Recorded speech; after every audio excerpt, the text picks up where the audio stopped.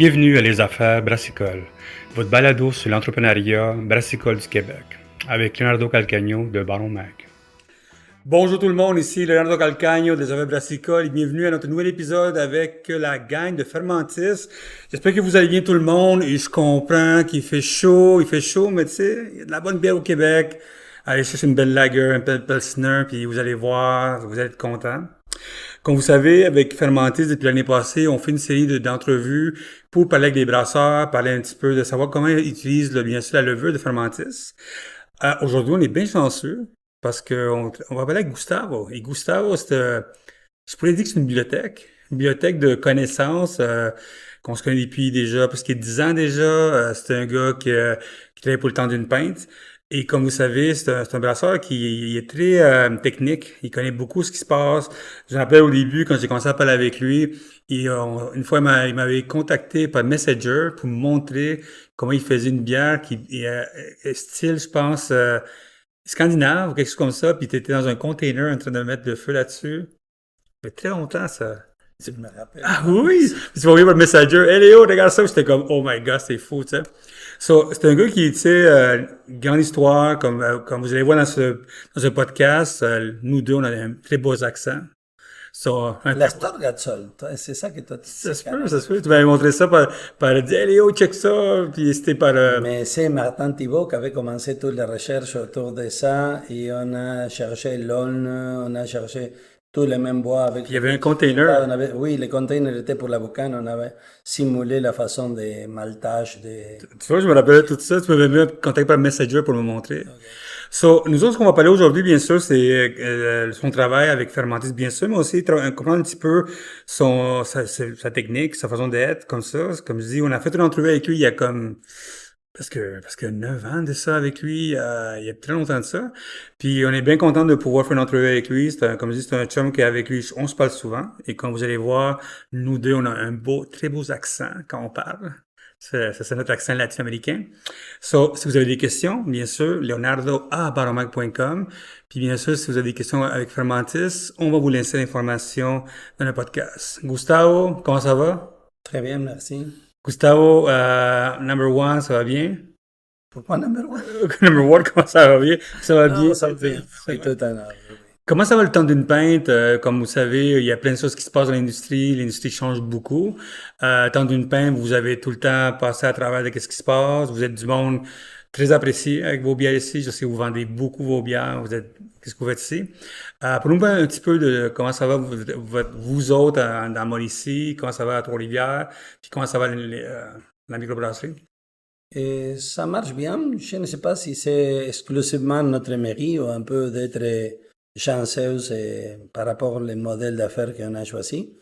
Mais ici, nous faisons deux tiers de nos ventes sont faits directement ici au restaurant et les tiers restant dans la Mauricie. On fait nous-mêmes la distribution. On fait un peu les sondages de comme, qu'est-ce que pensent les clients de nos produits, qu'est-ce qu'ils aimeront qu'on fabrique. Alors, on tient, on est vraiment proche des clients et ce modèle-là a continué à rouler. Alors, on est vraiment satisfait de la façon que fonctionne le tout. Mhm. Et on a passé à travers de toutes les mêmes circonstances qu'a passé tout le monde dans les dernières 5-6 ans. En plus, avec un Mais feu, en plus. on a eu un incendie aussi, mais l'année de l'incendie, on a fait la croissance pendant l'année de l'incendie. Alors, comme était à la sortie de Covid, le marché était un peu en explosion encore. Alors, on n'a pas arrêté, ça a très bien roulé, a été un peu fatigant comme pour tout le monde, Ouais. mais il pourrait avoir on pourrait avoir trouvé un autre scénario différent avec un autre modèle d'affaires. Et c'est pas qu'on a fait un très bon sondage et on avait la boule de cristal, pas du tout. Mais bon, je pense que la qualité des produits est au rendez-vous, le goût de la clientèle aussi, le marché a évolué aussi. Le marché a évolué en direction de ça qu'on a produit toujours, donc la clientèle est plus proche de Ceylan Lights, de Bitter, de Lager, de bière tchèque. Donc, l'éclecticisme a démontré qu'il est au rendez-vous au niveau de qu'est-ce que veut consommer les clients. Pour parce que je me rappelle dans le temps qu'on s'est parlé de toi, la lager, pour moi, c'était pas connaissais, j'avais pas aucune, je savais que ça existait ce style-là, mais c'était pas très vu par le monde. Je me rappelle que j'ai commencé à voir le lager de plus en plus pour le public, moi c'est pas du public en soi. C'était vraiment au début, peut-être il y a 4 ans de ça, quand j'avais été à Calgary. Puis je voyais des brasseurs, j'allais avec eux autres en soirée, puis ils me disaient, Léo, ça s'en vient le lager, ça s'en vient le lager. Puis on a vu l'explosion de lager de plus en plus, tout le monde en fait maintenant, tu sais. Puis je me rappelle que toi, t'as peut-être été un gars Mais qui tía, aime ça. Stark, tía, la Mer à boire, et là, Non, mais comme je je veux disais, pas moi je parle de faire volume. l'émission des grandes brasseries qui ont fait toujours de la guerre, mais je pense qu'elles étaient toujours dans les marchés. Mais, par exemple, les brasseries qui ont commencé, je pense qu'on est troisième, quatrième génération de microbrasseries au Québec, pas, on n'est pas de vieux brasseurs. Et normalement, quand on a commencé, le monde nous demandait déjà être si bon que X ou Y. Alors, te nommé des autres brasseries pour prendre comme référence. Et quand des autres amis ont commencé 10 ans avant nous, ou 7, 8 ans avant nous, et on était forcés à fabriquer la petite blonde, la petite rose, OK. la petite noire. Et c'est comme si la bière serait des peintures au lieu des produits évolués. Mais était très simplifié le marché à l'époque. Quand on a commencé, était déjà assez évolué, mais on était encore dans la guerre pour les IBU. Était comme la plus amertume, la bière meilleure était la bière des microbrasseries à ce moment-là. On n'était pas satisfait parce que c'était pas notre approche, mais ça a été la réalité de l'année 2013 à peu près. Et, mais maintenant, les clients sont de retour et sont très satisfaits si tu les donnes un mild ou tu les Ouais. donnes un session lager. Ils vont être très contents avec ça. Fait que en plus, la chaleur qu'il y a eu 2, 3 jours qu'il y a eu, une petite lager, ça fait tout le temps du bien, ça. Oui, je trouve que même les profils de l'eau de région, les clients commencent à percevoir la différence. Te demandent pourquoi si j'ai bu un lager sec à Sherbrooke goûte autrement qu'un lager sec à Trois-Rivières. Et je pense qu'ils n'ont pas encore la information pour savoir pourquoi, mais on commence à voir que le monde, le palais des clients est assez évolué pour OK, ça commence de à... OK. détecter. Les clients détectent si ta bière est minérale ou pas minérale. Les clients détectent tout ça et c'est vraiment surprenant. On a évolué ensemble. Et moi, je viens d'un pays plus spécialisé sur le vin que sur la bière. Mhm. Mais moi, j'aimerais avoir la machine de temps pour goûter les vins que j'ai goûtés quand mon adolescence et savoir si on était mm, vraiment si horrible que les versions qu'on goûte maintenant, parce qu'on voit les vieilles marques de vin qui fabriquent encore les vins que se faisaient il y a 40 ans. Et maintenant, tu prends une version actuelle et tu les trouves beaucoup plus évoluées. Ouais, ouais. Je pense que on serait surpris si on embarque en machine de temps et on boit une bière de 1995, va goûter pas Pareil la que ça. moyenne actuelle doit être meilleure. Je pense sérieusement que tous les groupes de brasseurs ont amélioré beaucoup. Quelle sorte de brasseur que t'es, toi? Parce que, tu sais, t'es un brasseur qui a voyagé beaucoup. Tu sais, comme, t'as voyagé beaucoup, t'as connu pas mal ça. Quelle sorte de brasseur que t'es? Est-ce que t'es plus technique, plus guts, plus comment, comme brasseur? Et moi, je suis un peu nerd, mais je suis pas si scientifique que toi tu as mentionné tantôt. En réalité, je crois que les universités, et les scientifiques et les microbrasseurs ont toujours eu une affinité, la tendance de travailler ensemble. Et j'ai lu que même les soldats de la Deuxième Guerre mondiale américaine qui ont monté, ont essayé des bières intéressantes en Angleterre ou en Europe du Nord, ont capoté avec ça et ont décidé de fabriquer ces bières-là ici, en Amérique du Nord. Ce qu'on fait, c'est rencontrer les universités. La OK? première chose qu'on fait, c'est s'entourner du monde connaisseur du milieu. Et ça n'a pas toujours fonctionné bien. Il y a eu des meilleures vagues, Il faut d'autres être vagues. Et diversifié, ça. on a passé des étapes pendant, je pense qu'aux États-Unis a commencé dans les années 60-70, des mauvais exemples qui n'ont pas duré, mais après on a amélioré et on développé tout ça, mais était toujours en accord avec les gens techniques. Alors, mais moi, j'ai formé des brasseurs ici, des autres brasseurs ont formé à sa brasserie du monde qui ont jamais appris le côté scientifique, mais qui ont, toi, tu peux copier la science sans la reproduire, mais quand tu es curieux, c'est agréable de consulter pourquoi. C'est agréable vraiment savoir pourquoi ça marche bien et pourquoi ça marche mal. Et donc, je suis un peu nerd à niveau d'essayer de approfondir un peu plus, mais je suis pas scientifique moi-même. Non. Écoute, moi, je suis un nerd au bout, tu sais, tu me connais, moi, je capote sur plein d'affaires que le monde comprenne pas, mais que c'est la vie comme ça. Toi, depuis le début que tu as commencé à brasser, depuis quoi, 40 ans à peu près? 40 ans, tu as commencé à brasser? Non, non, à mon âge, quand j'ai commencé à brasser, j'ai commencé autour de l'année 2000, un peu avant, mais quand le monde te consulte combien de années il a que tu brasses de bière, mais tu as brassé une fois, il a 25 ans, tu n'as rien fait pendant 6 ans, et après tu as fait un deuxième batch, alors la quantité des années, ça compte pas. Ça compte plus le kilométrage que tu as fait, combien de batchs tu as fait. Alors, moi, j'ai commencé à faire assez souvent de bière à partir de l'année 2000. Avant, j'avais fait du vin pour avoir des études en énologie. Et j'avais fait quelques bières, mais pas intéressantes Ok, avant, à ça, cette disons, il y a époque-là. 25 ans. Toi, comment tu vois la différence maintenant depuis 25 ans maintenant? Comment ça a changé? Est-ce que les brasseurs ont changé? Est-ce qu'il y a une façon différente? Je sais que moi, je rappelle que j'avais parlé avec des vieux brasseurs, c'est ceux qui avaient fait 40 ans de brasserie. Puis ils me disaient, tu sais, sur le côté information, on n'avait pas l'information qu'on a maintenant. Tu peux aller comme en ligne, puis tu l'as tout de suite. La démocratisation de l'information maintenant, c'est incroyable. Mais, et si tu parles avec des mondes qui ont brassé à la même époque que j'ai commencé à brasser, tu n'avais pas de malterie OK? disponible à te vendre moins de 1 tonne, 2 tonnes, 3 tonnes de malt. Alors, les malteries, à l'époque, au moins en Argentine, on était toujours lié à brasserie. Alors, était brasserie et malterie, Quilmes, brasserie et malterie, Brahma, brasserie et malterie. Alors, les malteries ont été incorporées aux entreprises. Après ça, on commençait à se splitter. Alors, chez moi, en Argentine, on trouvait des maltes de Cargill, par exemple. Mais pour acheter des maltes, il faut acheter 6 palettes de maltes. Et donc, on a essayé de malter nous-mêmes. On a fait des conneries incroyables, des choses qui goûtaient pas très bien. Et finalement, on a fait des achats coopératifs. Et comme était l'époque de développement d'Internet, on a commencé à faire des achats communautaires avec des gens même des autres pays. On faisait venir des palettes de malt européennes et on splittait la distribution. Et on était forcé qu'ils soient dans le même coin. Alors on faisait des Des round-up, là, tu sais. Uruguay, l'Argentine, et OK, Paraguay. dans le Alors pays. oui, oui, oui, se venait un bateau de Wireman et nous laissait quelques palettes à Buenos Aires. Et après ça, les Uruguayens venaient avec les ferries à prendre Malte. Alors on a fait des choses totalement en folie totale, ça qu'on a fait. Et alors, mais en plus, il y avait 3 sortes de levures, 4 sortes de houblons. Il faut s'arranger avec ça qu'on avait.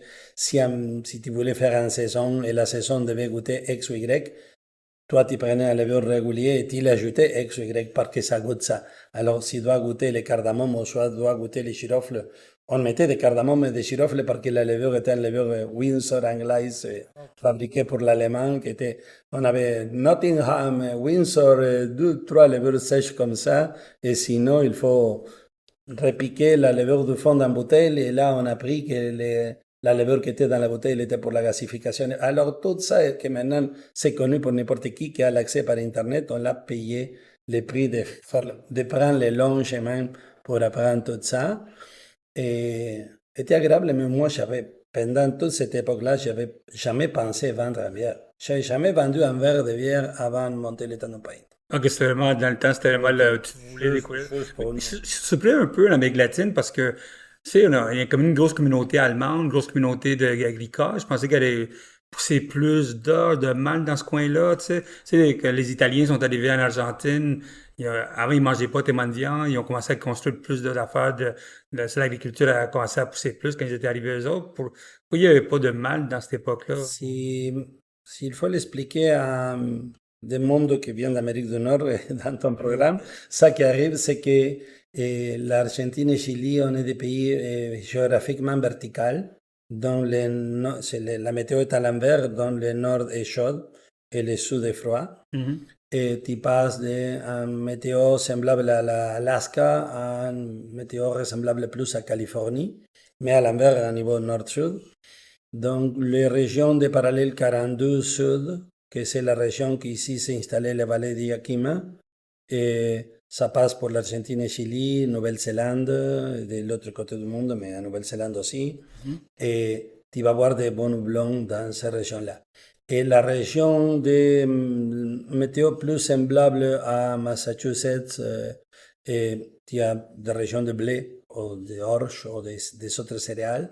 Donc, mais la région des montagnes, en altitude, mais avec un climat chaud la journée et très froid la nuit, en altitude, c'est une région viticole.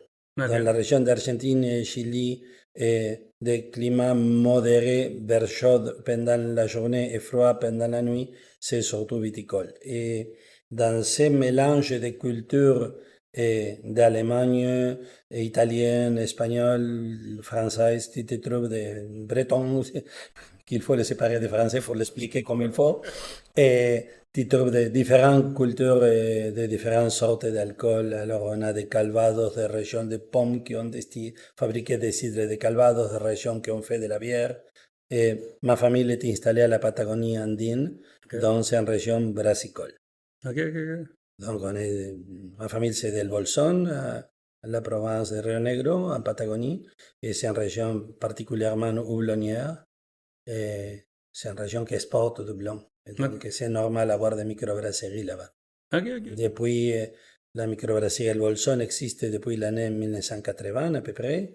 Mais le monde là faisait de la bière avec n'importe quoi, sérieusement. On avait des houblons et on disait on va fabriquer de la bière. Mais Il fallait commencer quelque part, là. si à l'école, toi, tu étudies énologie, ça te donne un coup de main parce que la bière par rapport à l'alcool de fruits, c'est que l'alcool de fruits, tu prends le fruit, tu mets de la levure et le fruit va fermenter. De façon très rustique expliquée, non? Mais à niveau de bière, il faut transformer avant les céréales en sucre, la farine en sucre pour obtenir à partir de là ton jus sucré et fabriquer ta boisson alcoolique. Et les processus pour lesquels tu le fais de façon rustique, c'est pas la même chose que le faire de façon scientifique. Et c'est là que tu t'approches à l'université pour améliorer ta qualité. Internet était le déclenchement de groupes de brasseurs et ça, à partir d'Internet, a explosé. Ça change, toute l'information était là. Et il a un personnage en Argentine en particulier de Fermentis, que c'est Marcelo Cerdan, qui lui était professeur je ne sais pas si en biologie ou en microbiologie, à l'Université de San Martín à Buenos Aires. Et il a commencé à faire que les étudiants fassent la culture de levure brassicole et garder des échantillons pour être offerts au brasseur artisanal, à la fois que faisait des consultations et des explications. Il n'a jamais facturé $1 pour faire ça, était vraiment l'enseignance pour l'amour à savoir-faire même. Et on a eu une explosion dans la quantité de brasseurs qualifiés qui existait à partir de ce moment-là parce que Marcelo nous donnait l'approche scientifique pour développer ça qu'on a développé.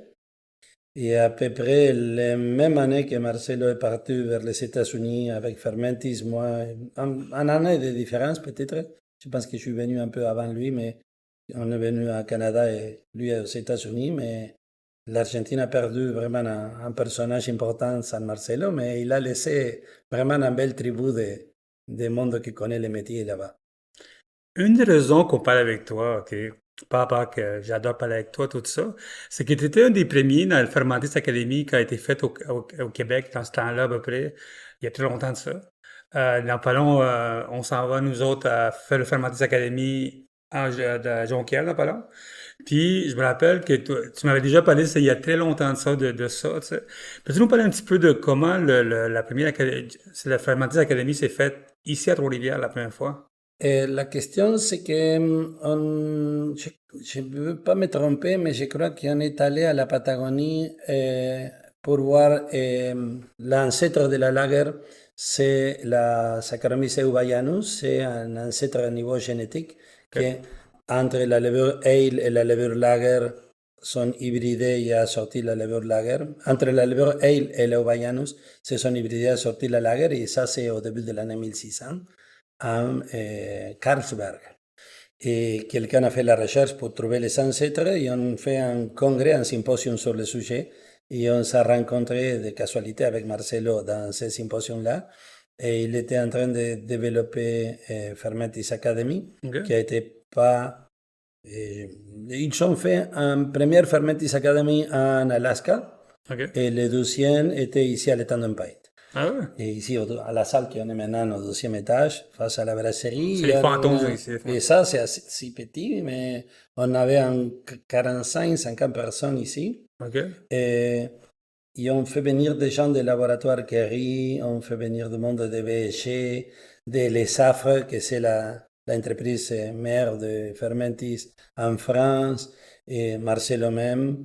Et on a passé une quarantaine, cinquantaine de brasseurs de partout, ensemble de 8 heures le matin à 10 heures le souper. OK. Et alors, c'était vraiment une longue journée. Et on a ici à Trois-Rivières, c'est fermé malheureusement, le technocentre, un parc de biotechnologie de Trois-Rivières. OK. Et dans ce parc-là, il avait un brasseur et microbiologiste, et Jean-Philippe Chenel, qui travaille encore en recherche sur le milieu. Et lui était surpris de la qualité des symposiums. Il disait, moi j'étais à un symposium qu'on était intentionnellement de biologie. Il n'avait pas tellement d'informations comme on a eu ici dans la réunion de brassage. C'était vraiment, on ne peut pas le dire vulgarisation parce qu'il était vraiment très, très, très ciblé sur les côtés scientifiques, mais à un niveau de facilitation et vulgarisation très clair. Euh, on même laissé de côté la question commerciale de la chose pour privilégier la vraie information technique demandée. Donc, si on parlait d'un levure liquide, c'est pas que Fermentis va se scandaliser, dire que la levure liquide, ça n'existe pas nulle part de la planète, sinon que expliquer la différence, pourquoi, comment faire la imitation de ce profil de bière avec une quantité X des autres levures, température, conditions.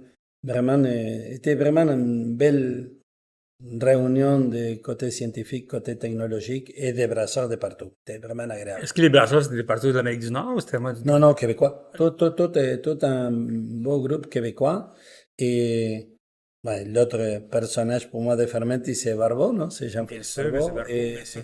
Et c'est là que Marcelo et Jean-Philippe se sont rencontrés, parce que Barbeau, il avait monté un groupe de Facebook, et c'est Brasseurs de Québec. Et dans ces groupes-là, sont toutes des microbrasseries qui participent. Et donc, quand Marcelo demandait où trouver une belle réunion de désintéressés pour faire Fermetis Academy, c'est Jean-Philippe qui a donné toute cette information et on a monté ça.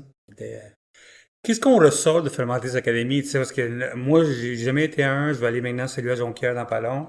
Qu'est-ce qu'on ressort de ça quand tu t'en vas cette journée-là? Tu sais, toi, tu te dis, tu as rencontré plein de monde, c'est une journée complète, tu découvres les jours, mais qu'est-ce qu'on ressort de ça? Tu veux que je rentre dans le côté Tu peux aller, technique? tu peux aller Ok, dans le à côté à technique, tout ça. niveau technique, ça qui t'arrive, c'est que toi, tu te trouves avec une possibilité de, on ne peut pas le dire contamination croisée, mais c'est une contamination croisée. Quand il y a 7, 8, 10 fermenteurs dans une seule salle et où toute la quincaillerie s'est partagée, et les laboratoires pour créer les levures vont séparer beaucoup plus grande distance avec des pressions positives, avec des conditions idéales, et la brasserie, c'est pas un conditionnement idéal. Et tu te trouves face les besoins de garder tes levures, les reproduire, et soit économiquement viable pour toi, et quand même ne pas hybrider de façon non intentionnelle tes levures. Et Fermentis nous a enseigné comment avoir de bonnes pratiques de travail par rapport à OK? ça. Et moi, à l'université de Sherbrooke, nos amis étudiants là nous ont expliqué beaucoup de tout ça, et n'importe quel brasseur dans la pratique, même si c'est technique ou pas technique, tu apprends quoi arrêter de faire, mais avoir toute l'information ensemble dans la même place. Et après, bientôt la quincaillerie qui vient avec et tous les produits chimiques qui viennent avec. Alors, tu as le laboratoire Kerry qui va te donner un floculant, va te dire comment stabiliser les haze, ou comment les retenir ou non, et à la fois les affres avec un appui des analyses et des études sur chaque levure que tu utilises, la possibilité ou non de hybrider les levures, de les mélanger, et d'obtenir différentes caractéristiques et de ton mot même. Nous sommes parlé de macération. Pour moi, c'était pas tout à fait nouvelle parce que j'ai eu le privilège d'avoir reçu l'appui des gens que je viens de nommer, non? De tous ces groupes-là. Mais avoir toute l'information la même journée et avec de belles questions des autres brasseurs était très, très, très bon.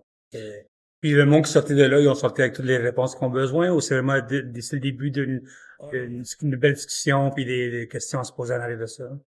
Il avait clairement 3, 4 niveaux de participation au niveau de la formation de chaque groupe. Il avait des gens qui étaient en train de démarrer, il avait des gens déjà formés. Mais on a démarré des relations à partir de ce moment-là. Au niveau réseautage, c'est intéressant.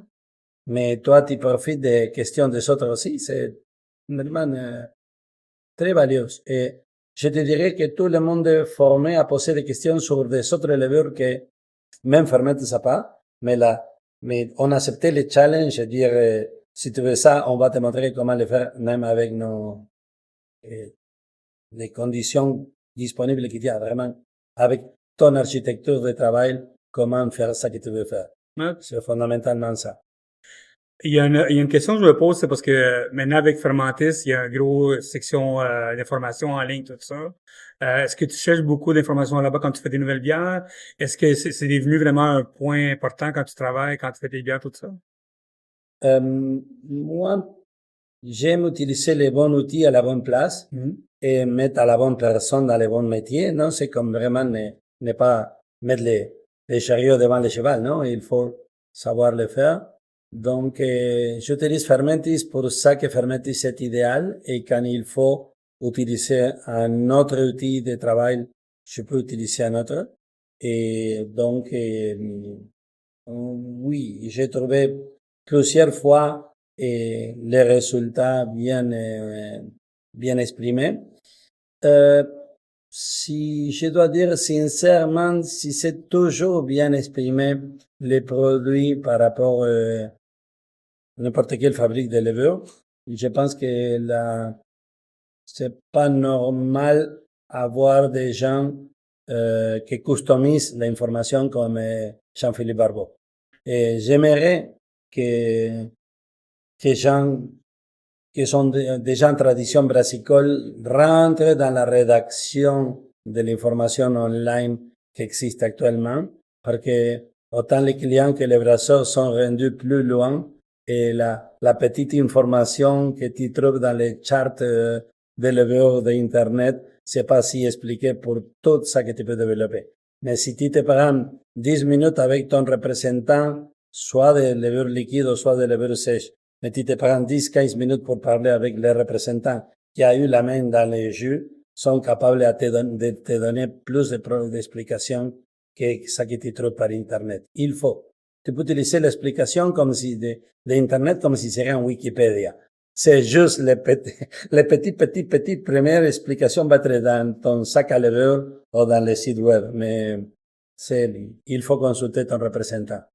Est-ce que tu continues, toi, à expérimenter une nouvelle bière avec de la levure fermentée? Que tu fais des nouveautés ou c'est maintenant, ou est-ce que tu en fais des nouveautés, un peu comme quand tu m'as envoyé un message, une vidéo dans un container, en train de mettre le feu, ou est-ce que tu continues à faire de l'expérimentation comme ça, bien plaisant?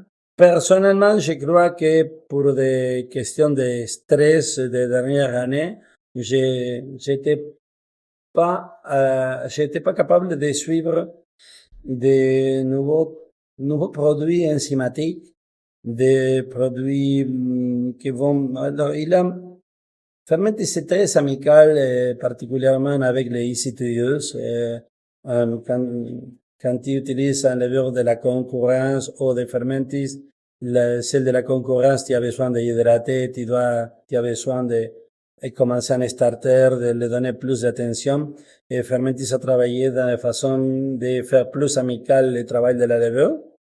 Et même à niveau de profil, tu dois des fois mélanger des levures ou aller chercher des levures liquides pour obtenir les profils que tu cherches. Mais moi, je suis en retard par rapport à suivre tout ça qu'on fait par rapport à une niche spécifique. Okay. Alors, quand on parle de hazy, que c'est des produits que le client te demande, quand on parle de suppléments de nourriture utilisés pour contourner les diacétyles à la fabrication de lager, quand tu veux faire la maturité de la bière plus rapidement. C'est pas juste Fermentis. Tous les milieux, il a des petits produits, pas petits de façon despective, sinon de nouveaux produits qui, qui sont vraiment un béquille pour ton travail quotidien, qu'il faudrait bien exprimer. Je ne l'ai pas utilisé assez. Je pourrais travailler plus sur ça. Il a des affaires préparées pour le côté aromatique, il a des affaires pour le côté cinétique de fermentation que je suis pas chaud. Sérieusement, ça mérite de consacrer un peu plus de temps ou peut-être un Fermentis Academy actuel va être plus développé que celle qu'on a fait ici, là, quelques années, non? C'est sûr. C'est l'évolution normale. Ben, moi, j'ai vu quelques-uns en ligne, tout ça, puis oui, ça, à chaque année, avec qui j'ai parlé du monde à travers le monde, tout le monde en parle tout le temps que ça se développe tout le temps, tu sais. Est-ce qu'il y a une raison que tu utilises Fermentis, ça plutôt que d'autres levures? Est-ce qu'il y a quelque chose? Pourquoi? Si tu utilises beaucoup la Saf Lager S23, pourquoi c'est la raison que tu utilises plus Fermentis? Je le disais tantôt pour la question easy to use, c'est vraiment l'effet de, moi j'ai une surface physique très réduite. Okay. On utilisait presque 100% de levure liquide, parce qu'on avait le luxe à Trois-Rivières d'avoir les laboratoires de biotechnologie qui faisaient nos starters. Et on a installé nos propagateurs dans les parcs technocentres de Trois-Rivières et on faisait les starters de nos levures là. Mais quand on a perdu ce luxe-là d'avoir de façon tellement accessible des starters des starters fraîches, on a commencé à utiliser des levures sèches et si toi tu as décidé cette semaine que tu vas brasser X bière et pas la semaine prochaine, tu n'as pas le temps ou le risque d'hydrater, attendre, repiquer. Tu gagnes du temps et de crédibilité sur les produits. Et je pense que là, dans ce côté-là, c'est imbattable. À niveau prix, je te dirais qu'ils sont 20% en bas de leurs concurrents. Et peut-être un peu moins de diversité, parce que les concurrents, des fois, ont des produits que Fermentis n'a pas dans son dossier, mais son portfolio. Mais tranquillement, on rattrapait le temps perdu et je me trouve assez souvent avec des surprises, des nouveaux produits. Moi, je crois que c'est fiable, accessible. La consultation, c'est un incontournable. Je peux appeler rapidement à Jean-Philippe et obtenir une réponse assez vite sur qu'est-ce qu'on peut faire ou non. Et nous, au début, était comme un patch, de dire, on se dépend de la disparition de notre laboratoire de starter, mais maintenant, même avec les levures liquides disponibles, il y a certains que j'ai gardés dans le domaine des levures sèches, parce que la combinaison des deux levures à un cycle de température déterminé me donne le même résultat qu'un starter et c'est moins de travail pour le même résultat, ça marche. Oui, vous êtes combien de brasseurs ici, vous autres? Ici, on est 4. 4 brasseurs, ok. Mais nous ne sommes pas tous brasseurs, non? Nous sommes 4 personnes entre brasseurs et aidants brasseurs, mais on est en brasserie qui est presque toujours en bas de 2000 hectares, parce que n'importe quel petit dépannage que tu dois faire, on peut pas rattraper le temps perdu. Et on a 7 fermenteurs, that's it. C'est quand même fou, hein? Vous avez comme 7 fermenteurs, vous faites beaucoup de bière, hein, quand même. Moi, je vois tout ça, des nouveautés, tout ça, c'est impressionnant quand même. Hein? Mais je pense qu'il y a des brasseries qui, avec les mêmes installations, ont fait plus que nous. Nous, le problème, c'est le format de la bâtisse aussi. On est en 4 étages. Alors, avec un ascenseur 1908, c'est comme assez compliqué au niveau logistique. Mais, je ne sais pas, cette année, ça a brisé la chaudière à vapeur, nous a laissé avec 2 semaines de moins. Okay. Et donc, ça, 2 semaines de moins sont 7 bières moins dans l'année. Sont 14 000 litres moins cette année. Et on peut pas rattraper le temps perdu. On peut pas se battre. On va pas aller au gouvernement et dire, au lieu de 52 semaines, on veut que cette année, on aille 54 ou 55. Écoute, il y a un moment donné, il y avait du monde qui avait changé Halloween, tu te rappelles pas? Il y a quelques années, le passé, il y avait, Halloween, c'était pas le 31 parce qu'il faisait trop froid, ils l'ont mis pour le 1er novembre. Tu sais jamais. Oui, c'est vrai. Toi, comment tu vois le futur de la microbrasserie au Québec? Tu sais, comme, toi, moi, on se parle souvent, tu sais, on peut se parler souvent. Toi, comment tu vois, tu sais, pas seulement la Mauricie, mais je vois tout alentour de ça, tu sais. Qu'est-ce que tu vois à l'arrière de ça? Pour les brasseurs puis la brasserie. Euh, Moi, j'observe, c'est plus large la dynamique. Et moi, je vois mes enfants sont en train d'arriver à 40 ans, sont Mhm. 37 et 38. Et quand tu observes qu'est-ce qu'ils vont privilégier de sa vie, c'est pas la même chose qu'il a 6 7 ans. OK. Et je pense qu'il a toute une génération qui consomme autrement. Et mm, je le trouve ici avec la clientèle aussi. Avant, on avait les groupes de monde qui va manger de 5 à 7, de 7 à 9. Avant, on avait du monde ici jusqu'à 12 heures la nuit. Maintenant, le monde retourne à la maison plus tôt Mhm. et la consommation sur place a augmenté, mais certaines consommations sur place, pas tout. Et donc, prévenir qu'est-ce qui va passer avec la dynamique de consommation de produits et la réduction de l'alcool était vraiment significative, mais jusqu'à quel point, je ne sais pas quel mode on sont arrivés pour rester et quels vont durer.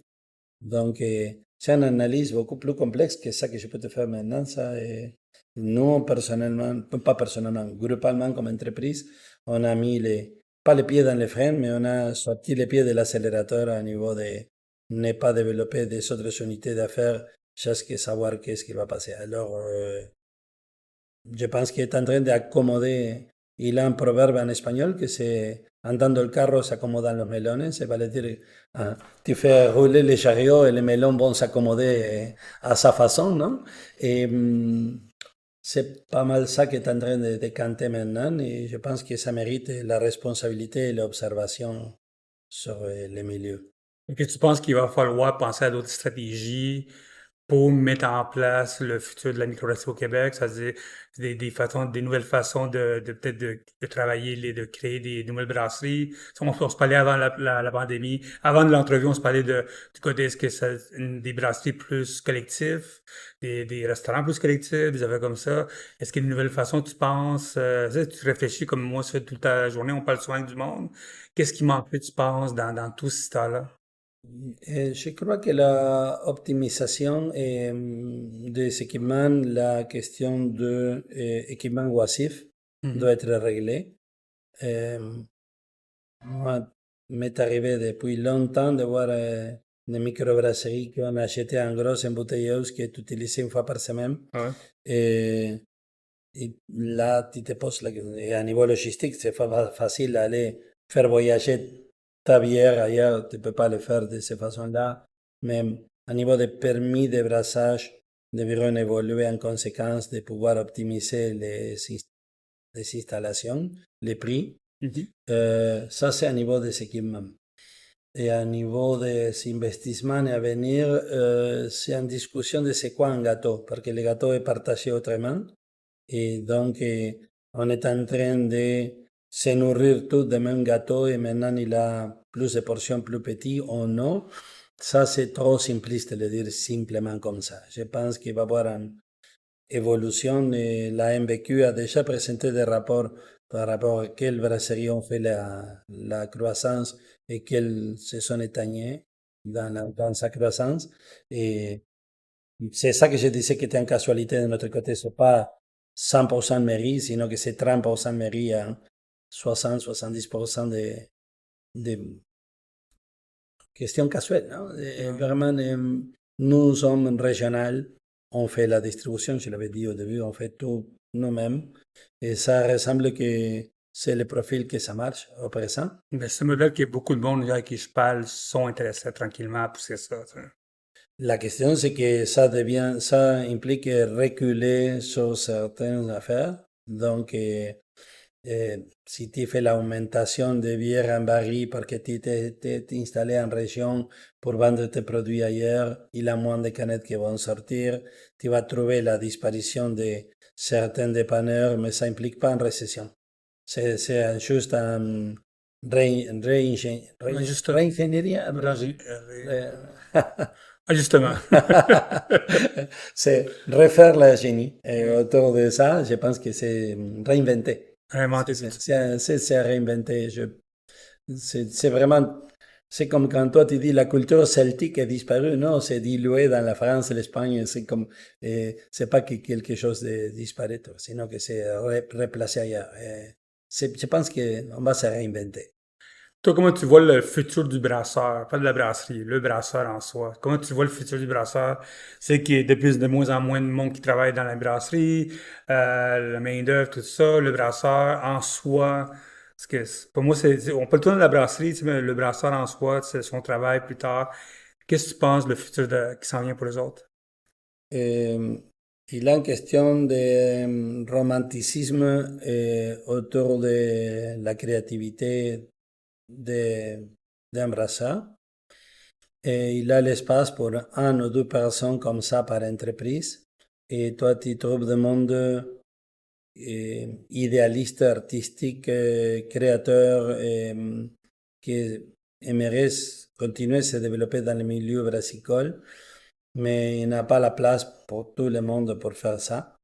Et donc, je pense que les brasseurs d'ici à 5 ans, 2 tiers vont être des gens journaliers qualifiés OK? des milieux de transformation alimentaire, plus que des créateurs romantiques de nouveaux breuvages intéressants, et explosion de saveurs. Alors, ça va exister, la création et tout ça qui vient avec, mais on a besoin d'avoir la maturité et de reproduction de la qualité, continuité de la qualité, et tout ça vient avec du monde cartésien plus que des artistes. Est-ce que tu penses que c'est plus gestionnaire, un mix de gestionnaire romantisme là-dedans?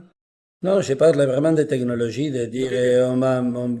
tu vas te trouver que toutes les brasseries vont mesurer l'oxygène comme il faut, toutes les brasseries vont calculer vraiment le remplissage d'un canette comme il correspond, tout le monde va avoir, maintenant, 20% des brasseries vont comptabiliser ses levures avant d'ensemencer, et à un moment donné va être les 100% ou presque, c'est comme que tu deviens plus pragmatique.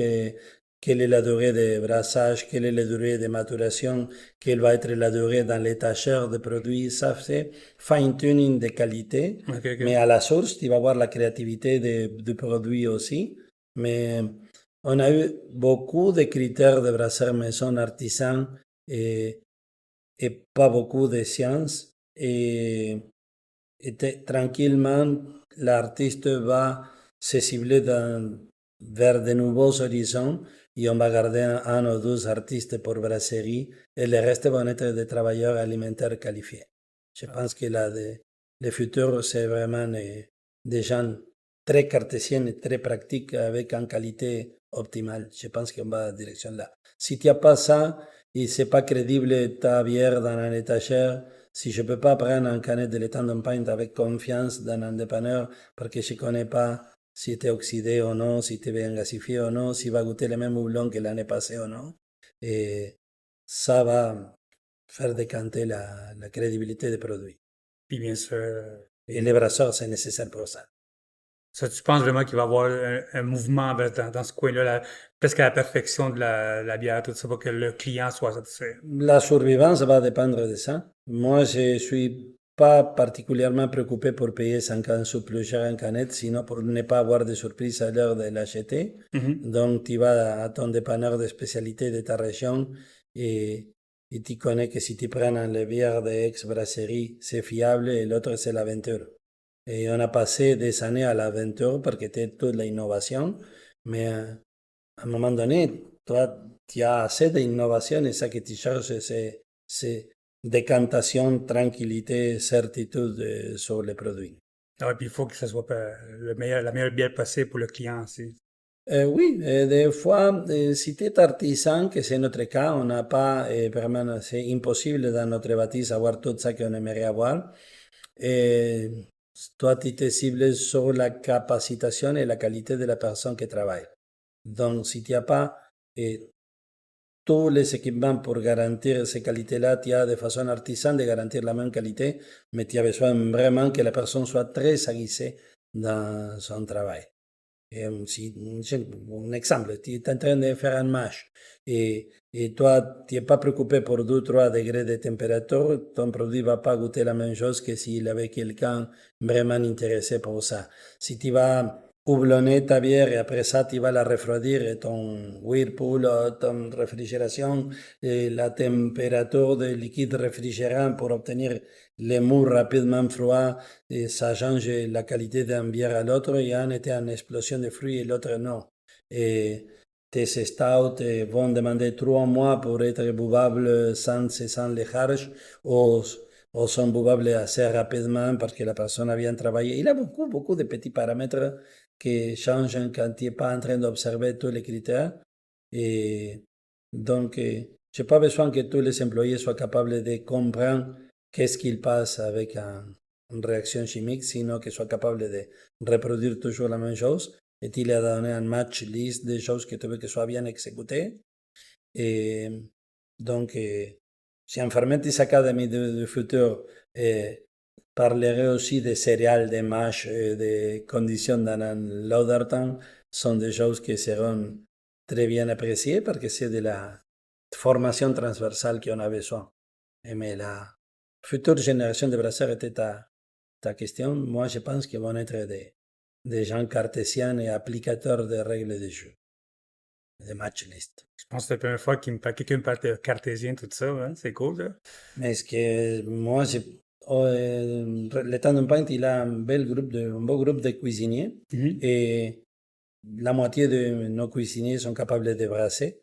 Et quand il parle de bière, il a des créateurs. Il y a 3 personnes ici capables de concevoir une recette bien faite. Moi, je suis pas le meilleur exécuteur du monde de qualité de ces recettes-là au niveau de suivi quotidien parfait sur ça, mais on a des personnels plus efficaces que moi pour tenir la route et dire on va être rigoureux ici. Et, et maintenant, on est courte de ça. J'aimerais avoir plus de monde qui soit vraiment des applications, des applicateurs de critères de la A à la Z. Parce que normalement, la personne romantique et créatrice, c'est pas toujours la meilleure personne pour vraiment faire le suivi comme il faut. Pour ceux qui ne connaissent pas le temps d'une pinte, c'est impossible. Quelle sorte de bière, quelle sorte de brasserie tu veux que le monde pense que quand il goûte à ta bière la première fois? Euh, Moi, c'est vraiment ça que on avait planifié au début. On voulait être éclectique. Donc, si moi, je trouve que mes lagers sont de 1 à 10, sont en plus de 7, la qualification. Et je suis pas spécialisé en lager, mais n'importe quel lager chez moi va être un 7 ou un 8. Et si tu prends un mild ou n'importe quel autre style, un bitter, et toi, ok, je veux goûter ça et qu'il soit aussi qualifié. Quand toi, tu prends la moyenne de tous tes produits et tu as fait une promenade mondiale de différentes cultures et différentes bières et tu es satisfait, c'est ça que j'attends. Moi, m'est arrivé des moments où j'avais l'envie que n'importe quel brasseur du monde rentre au restaurant parce que j'absorbe l'ardoise et tout ça qu'il y en a là. Ah ouais. Moi, je trouve que c'est mieux que d'habitude. Alors, si je pense qu'on devrait être à un niveau 8, et tu trouves, ouais, mais on a tout 9,5 aujourd'hui, c'est vraiment toutes les planètes se sont alignées comme il faut et tu aimerais tenir ça, mais à niveau pratique, dans un brewpub, tu peux pas tenir ces menus-là parce que tu vas tomber faillite. Ben ouais. C'est comme le monde idéal, comme ça, tu peux pas le garder toujours, mais toi, tu t'arranges pour avoir toujours un moyen intéressant et suivre ça que la clientèle te demande, les deux choses à la fois. Ça, c'est pas très facile. Alors, cet éclecticisme qui fasse en satisfaction de marché et à la fois ma satisfaction personnelle, c'est ça que j'aimerais. Ben, c'est un mélange difficile, mais c'est très difficile comme mélange. Je connais du monde qui aime les faire d'autres sortes de bières. Il faut qu'il en fasse pour le marché, hein. C'est comme ça, c'est la vie, hein. Et quand tu commences la brasserie, combien de nouvelles bières tu fais par mois? 10, parce que sont toutes neufs. Tu es en train de faire la... Et à un moment donné, quand ils ont passé 2-3 ans, tu dis, OK, aucune. Tu as trois nouveautés par année, 4, et Puis t'es content. tu es content, c'est ça. Mais Gustavo, merci beaucoup de ton temps. Pas de quoi. Comme toujours, muchas gracias por todo. Parce que chaque fois que je t'appelle, tu réponds à mon courriel, mes téléphones, puis messages. Merci beaucoup tout le monde d'avoir écouté notre podcast avec Fermentis. Si vous avez des questions, bien sûr, envoyez-nous un courriel à leonardo@baromac.com. Bien sûr, sur notre site, on a plein d'entrevues avec la gang de Fermentis. Et bien sûr, si vous avez des questions, on va vous laisser toute l'information. Puis on remercie beaucoup encore le temps d'une pinte pour nous avoir donné du temps ce matin. Bien sûr, si vous venez dans ce coin-ci, arrêtez pas seulement pour le restaurant, pour la bière, arrêtez pour tout. Il y a plein de choses à goûter ici. J'ai eu la chance de manger, déjeuner, prendre des cafés ici, puis tout est bon. Merci beaucoup et à la prochaine.